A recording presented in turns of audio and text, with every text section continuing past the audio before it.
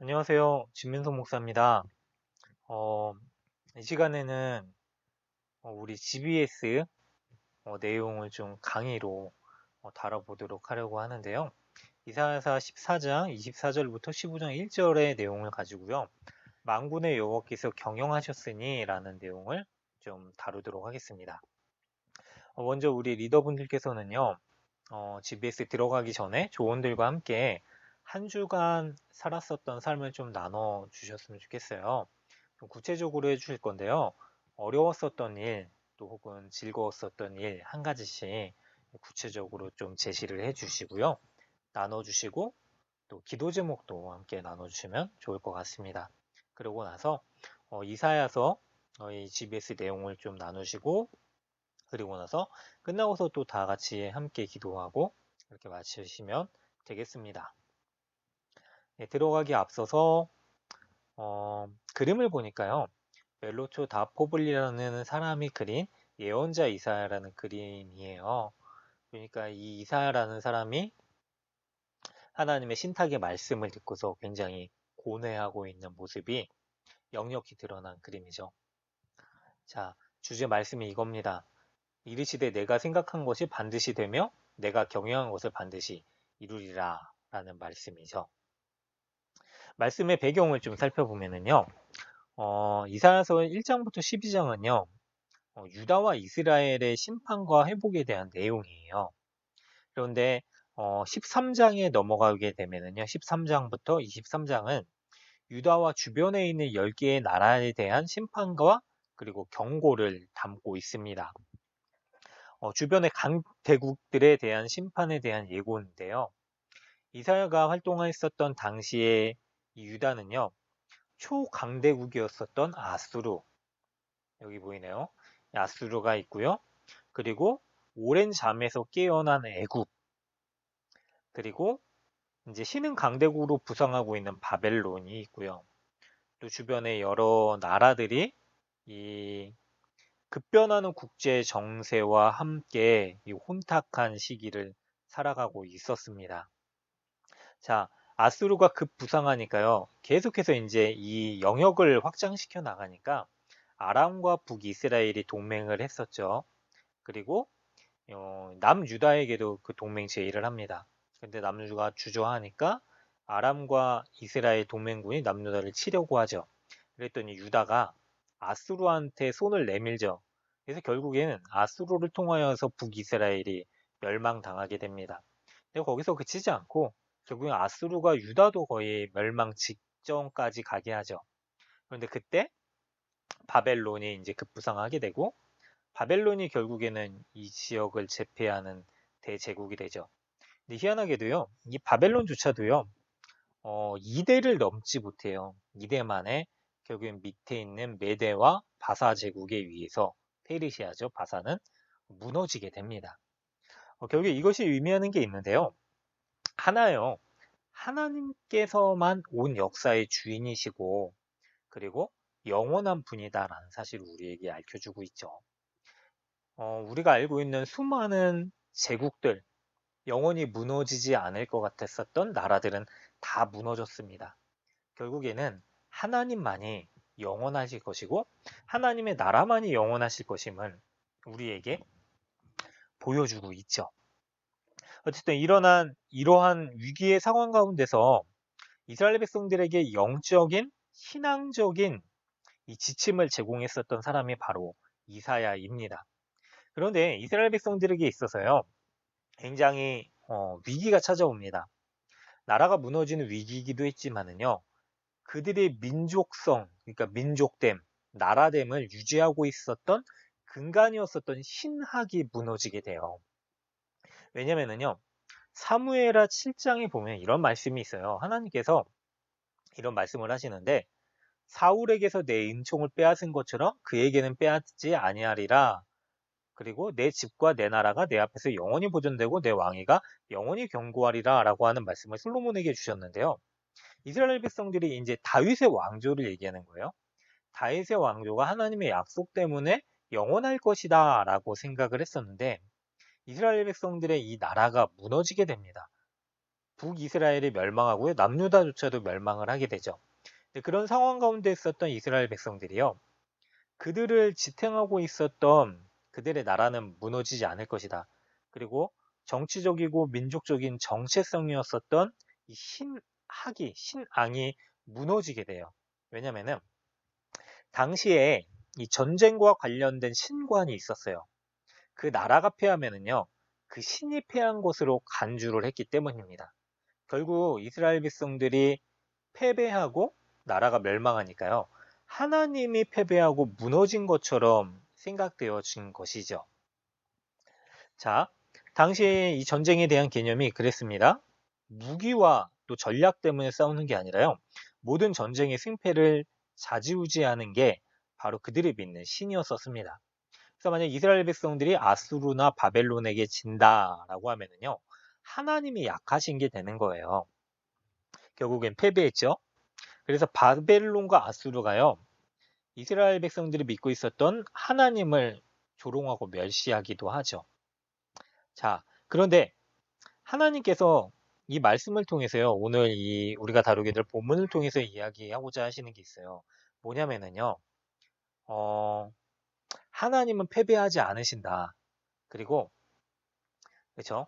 신이 강해서 이 나라가 이기고 저 나라가 이기는 게 아니라 뭐 때로는 지는 게 아니라 뭐냐면은 처음부터 끝까지 모든 인류 역사상 이루어지는 일들은 하나님이 계획하시고 하나님이 시행하시는 하나님의 뜻이 있기 때문에 이루어지는 일이다라고 이야기를 하시는 것이죠. 근데 이게 굉장히 중요한 것입니다. 왜냐면은요, 당시의 이스라엘 백성들은요, 하나님이 패배해서 그들이 패배했다라고 생각을 했어요. 그리고 바벨론의 신이 강성해서 아수르의 신이 강해서 그들이 승리했다라고 생각을 했습니다. 하나님은 그게 아니다라는 거죠.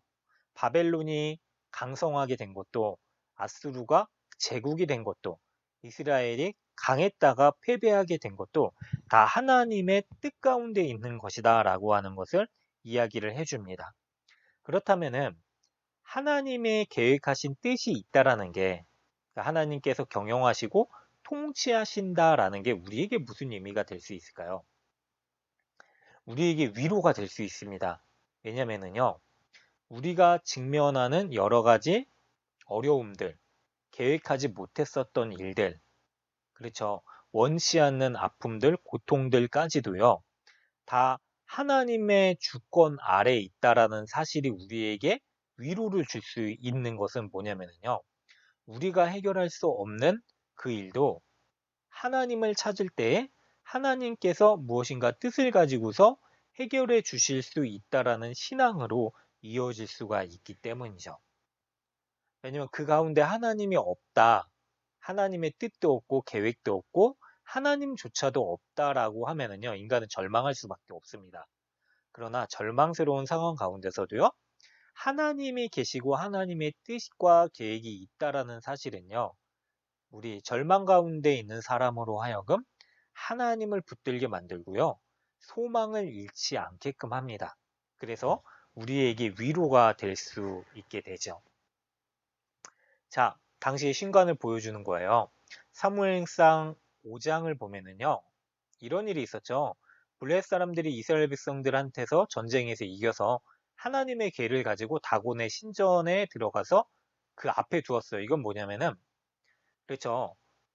전쟁에서 패배한 민족의 신을 자기들이 믿는 신에게 바친다는 의미예요. 그런데 어떤 일이 일어났냐? 아침에 일어났더니 이 다곤이 여호와의 궤 앞에 엎드려져 있고 얼굴이 땅에 닿고 손목이 다 끊어지고 발목도 끊어져요. 머리도 끊어지죠. 결국에는 전쟁의 승패가 그들이 믿는 신에 달려있지 않다라는 사실을 보여주죠. 그리고 오직 여호와만이 유일한 신이심을 보여주십니다. 결국 이거죠. 세계의 모든 것들, 세상의 모든 일들은 하나님께서 생각하시는 뜻과 경영 가운데 이루어진다라는 사실을 우리에게 알려주죠. 자, 그렇다면은 이 강대국이었었던 바벨론과 아수르 그리고 많은 나라들은 왜 멸망을 했는가? 살펴보면은요. 이사야서 13장 11절을 보니까 이런 말을 합니다. 내가 세상의 악과 악인의 죄를 벌하며 교만한 자의 오만을 끊으며 강포한 자의 거만을 낮출 것이며 라고 이야기를 하는데요. 그들의 악과 죄 때문이기도 하지만은요. 강조점이 있어요. 교만과 오만과 강포한 자의 거만. 한마디로요. 그들이 교만했기 때문이다라는 것이죠. 그렇다면 그들이 어떻게 교만했는가? 예레미야에서도요. 바벨론에 대해서 이야기를 하고 있는데요. 보니까 이렇게 얘기를 합니다. 온 세계의 망치가 어찌 그리 꺾여 부서졌는고 바벨론이 어찌 그 나라들 가운데 황무지가 되었는고 라고 얘기를 해요. 바벨론이 그렇죠. 도구였죠. 하나님의 도구로서 세계를 세계의 망치의 역할을 했었는데 황무지가 됐어요. 근데 그 이유를 보니까 24절에 이렇게 얘기를 하네요. 바벨론아 내가 너를 잡으려고 올무를 놓았더니 내가 깨닫지 못하여 걸렸고 내가 여호와와 싸웠으므로 발각되어 잡혔도다라고 얘기를 해요. 여호와와 싸웠다라고 이야기를 합니다. 한마디로요. 바벨론이 여호와 하나님의 뜻에 맞지 않게요.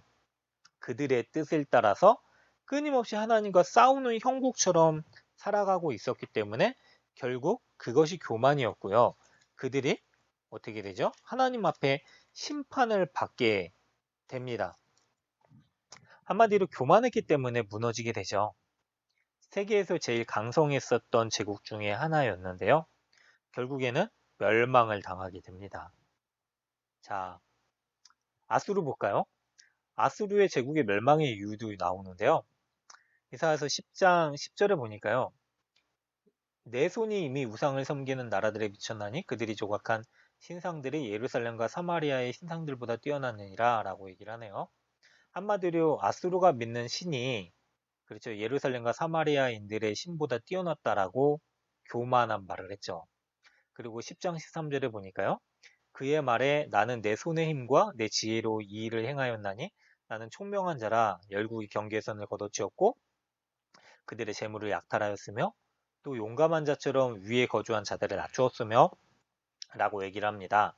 보니까 내 손의 힘과 내 지혜 이 하나님 없이요. 그들 스스로 행했다라고 하는 이 교만 때문에 결국엔 무너지게 됩니다. 아수르 제국도요. 하나님 앞에 교만했죠. 그렇죠. 아수르가 당시에 지역을 다 제패한 것 같았는데 결국엔 바벨론에게 무너지게 되고요. 바벨론도 그리 오래 가지 못해서 다시 일어난 메데와 바사 제국에 의해서 무너지게 되고 그들은 또 헬라 제국에 의해서 무너지게 되고 헬라 제국은 또 로마 제국에 의해서 무너지게 되죠. 세상에 영원한 게 없죠. 그래서 교만할 수가 없습니다. 그럼에도 불구하고요. 끊임없이 교만한 가운데서 인간은 하나님 없이 그들 스스로의 힘으로 강해졌다, 살 수 있다라고 이야기를 하죠. 그러나 결론은 그거죠. 하나님 앞에서 영원한 것은 없습니다. 우리가 그렇잖아요. 돈 있으면은 망하지 않을 것 같고, 땅 있으면 망하지 않을 것 같고, 그리고 우리가 무엇인가 하나님 믿는 것 말고 의지하고 신뢰하는 게 있을 수 있습니다. 근데 그게 하나님보다 높아지면 안 됩니다. 왜냐하면 모든 것이 다 무너질 것이고요. 하나님만이 영원하실 것이기 때문입니다. 모압도 멸망을 당합니다. 15장 1절에 보면 모압에 대해서 멸망에 대해서 이야기를 하는데요. 모압의 멸망의 이유를 16장에서 이야기를 하고 있어요. 보니까 우리가 모압의 교만을 들었나니 심히 교만하였도다. 그가 거만하며 교만하며 분노함도 들었거니와 그의 자랑이 헛되도다라고 얘기를 하네요.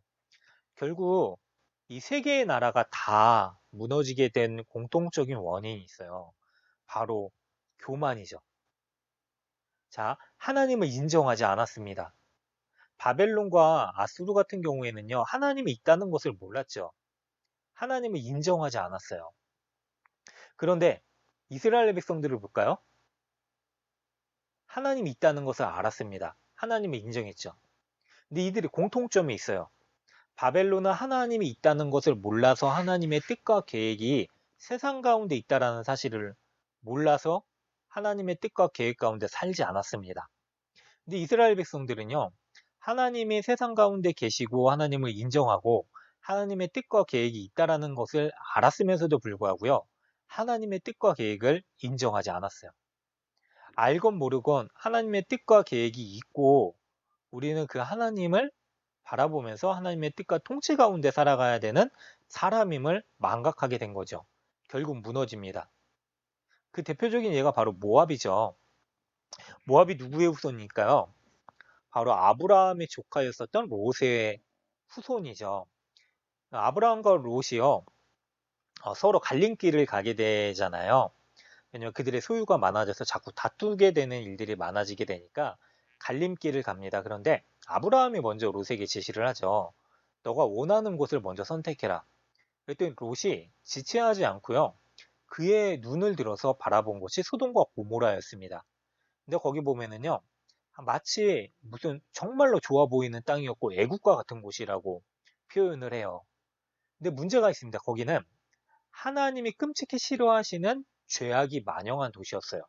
그러나 눈에 보기에 그곳이 너무나 좋아 보여서요. 젖과 꿀이 흐르는 땅 같고 너무나 비옥해 보이는 땅이었고 그래서 롯이 선택한 게 뭐냐면은 죄가 만영한 곳이었음에도 불구하고 그의 눈을 들어서 소돔과 고모라를 선택하죠.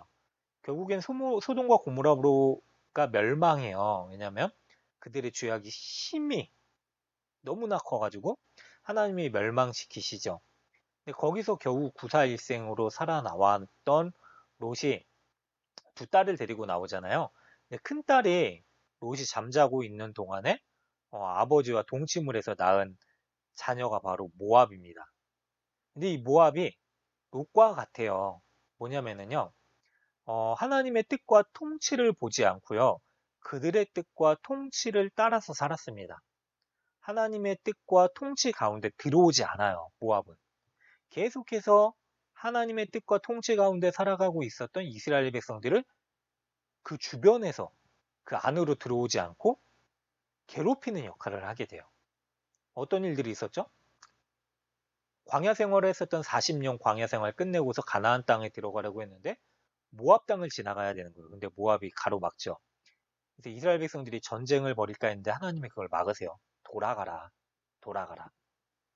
그래가지고 그랬던 경우도 있고요. 또 발람과 발락, 그러니까 발락이라는 왕이 발람이라는 약한 선지자를 통해서 이스라엘 백성들을 저주하게 하죠. 그리고 저주가 통하지 않자 음란한 여인들을 이스라엘 백성들한테 보내요. 그래서 시딤에서 음행하게 되는 일들로 인해서 이스라엘 백성들이 심판을 받죠. 뭐 하여튼 성경에 나오는 끊임없이 이스라엘 백성들을 괴롭히고 걸려 넘어지게 하는 일들을 시켜요. 근데 모압이 하나님의 뜻과 그리고 하나님의 통치가 없다라는 사실 가운데 살았기 때문에요. 결국에는 그들의 교만이 뭐죠? 하나님 없이도 살겠다라고, 살 수 있다라고 하는 생각입니다. 그게 무너지게 되죠. 그래서 열강의 대국들, 나눔 1번에 보니까요.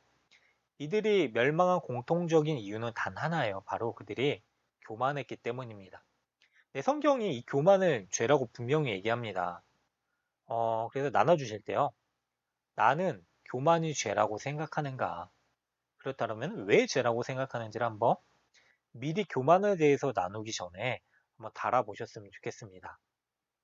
그렇다면은 교만이란 무엇인가? 교만이 영어로 프라이드잖아요. 프라이드로 이제 해석이 되어 있는데 프라이드는 긍정적인 말로 보면은 자존감을 뜻하기도 하죠. 그런데 좀 부정적인 말로 번역을 하면은요, 어, 교만이에요. 근데 이게 뭘 의미하냐면은요, 우리 스스로 우리를 사랑하는 우리의 마음이 하나님보다 높아지면 그게 교만이 되는 거라고 생각을 할 수가 있어요. 우리는 하나님께 의존하고 하나님께 복종하기를 원하면서 따라서 살아가야 되는 사람입니다. 그게 하나님께 영광 돌려드리는 건데요. 그러나 하나님께 의존하고 하나님께 복종하기를 거부하고 하나님께 돌려야 될 영광을 자기 스스로에게 돌리는 일이 바로 교만이죠. 결국 교만은요, 단순히 뭐 잘난 척하는 게 교만이 아니라요, 하나님보다 자기를 높이는 게 교만이에요. 그래서 어떻게 되느냐? 하나님 없이 살 수 있다라고 생각을 하게 되는 것이 교만이죠. 근데 성경에서는 이 교만을 굉장히 큰 죄라고 이야기를 하고 있죠. 무서운 사실은요. 그렇죠. 수많은 사람들, 그리고 수많은 나라들까지요. 이 교만 때문에 멸망했다라는 거죠. 자, 또 보니까요. 그런 의미에서요. 이사야서 14장 24절에 보니까요. 온 세계에 경영하는 것은 누가 경영하시는 것인가를 하나님께서 다시 한 번 더 얘기를 하고 계시죠. 그렇죠. 당시에 세계를 제패하고 있었던 대제국들, 그들도 아니고요. 그들이 강해서 된 것도 아니고, 또 이스라엘 백성들의 입장에서 볼까요? 이스라엘 백성들은요, 그들이 약해서, 그리고 그들의 신에게 하나님이죠. 힘이 없어서 이스라엘 백성이 패배한 게 아니고, 패배했거나 승리했거나 그 모든 이유는 뭐냐면요. 하나님이 정하시고 하나님이 경영하시는 것이다 라고 이야기를 하는 거죠. 그래서 만군의 여호와께서 맹세하여 이르시되 내가 생각한 것이 반드시 되며 내가 경영한 것을 반드시 이루리라 라고 하는 말씀을 하세요. 또 만군의 여호와께서 경영하셨은즉 누가 능히 그것을 피하며 그의 손을 펴셨은즉 누가 능히 그것을 돌이키리라 라고 이야기를 하죠. 하나님의 뜻에 벗어나는 일은 없다라는 거죠. 그렇죠? 그래서 고린도전서 4장 7절에 보면요. 이런 말씀이 있어요. 누가 너를 남달리 구별하였느냐? 내게 있는 것 중에 받지 아니한 것이 무엇이냐? 내가 받았은즉 어찌하여 받지 아니한 것 같이 자랑하느냐? 우리가 숨쉬고 또 우리가 가지고 누리고 또 우리에게 필요한 모든 것들을 우리가 이룬 것 같지만은요. 다 하나님의 은혜로 된 것이다라는 사실을 얘기하죠. 또 야고보서 4장 6절에 보면은 단도직입적으로 얘기하는데요. 더욱 큰 은혜를 주시나니 그러므로 일렀을 때 하나님이 교만한 자를 물리치시고 겸손한 자에게 은혜를 주신다라고 얘기를 하세요. 그러니까 하나님의 은혜와 긍휼을 입고자 하는 자들은 겸손해야 된다. 마음을 낮추고 하나님의 손 아래서 겸손한 자들에게 은혜를 주신다라고 얘기를 하는 거죠. 하나님의 은혜 없으면 살 수 없다라고 고백하는 게 바로 우리 성도들이죠. 모든 게 하나님께로부터 왔고 하나님께 속하였다라는 사실을 인정하는 것. 그것이 바로 신앙이고요. 기도도 마찬가지죠. 하나님을 의존하는 행위가 기도라고 말씀을 드렸었잖아요. 그런데 우리가 우리 스스로의 삶을 보장할 수 있고 하나님 없이도 살 수 있다라고 생각을 하는 사람이라면 그런 사람들은 기도를 할 수가 없겠죠. 기도가 필요 없는 거겠지 되는 것이죠. 그래서 요점은 이겁니다. 세상의 모든 역사는 하나님의 뜻과 계획 가운데 이루어지지 않은 것이 없다라는 거죠.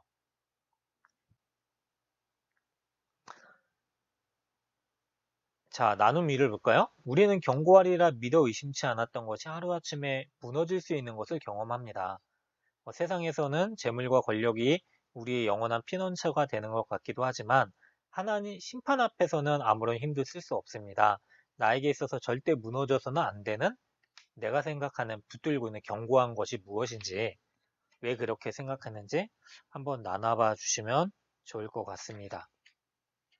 결국에는 어, 이사야 시대에 있었던 강대국들, 사람이 의존하기도 하고 또 가지려고 했었던 힘의 대명사였었던 그 나라들이 다 무너지죠. 대표적으로 바벨론을 보면요. 인간과 영광과 교만의 대명사예요, 바벨론이. 근데 바벨론이 결국에는 역사의 뒤편으로 사라지게 됩니다.